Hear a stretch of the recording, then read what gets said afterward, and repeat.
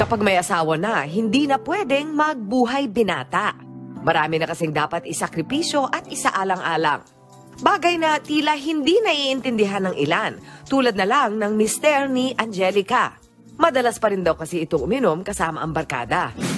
Aalis siya, sasabihin niya, saglit lang siya, mag-a-update. Then maggulat ako, wala nang paramdam. Tatawagan mo, wala, papatayan ka. Kahit ano, hindi lang naman ako, kahit yung magulang niya, tatawagan siya. Walang sasagot. Dahil pinagmumulan ng away, hindi na raw minsan nagpapaalam ang kanyang mister at tumatakas na lang. Hanggang sa na-aksidente pa nga ito isang beses.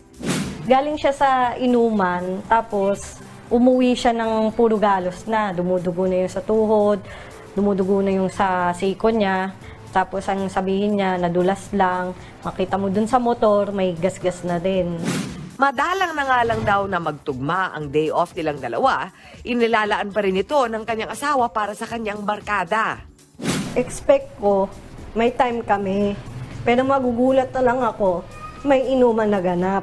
Siyempre, expect mo na, excited makapag-banding kasi para na lang kami magkapit-bahay dito eh. Kung sa pagsusustento naman daw ang usapan, hindi nagkukulang ang asawa ni Angelica. Kaya't hindi niya raw lubos maisip kung bakit kailangan pa nitong madalas na lumabas.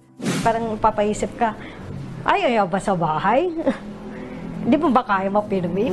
Sabi ko na din yun sa kanya, nakakapagod. Sabi ko, kaso ang mangyari, tatawanan ka lang na ang drama mo, na parang ang liit-liit na bagay. Pero yung liit na bagay kasi yun, dumadami, natatabunan, dumadagdag, bumibigat.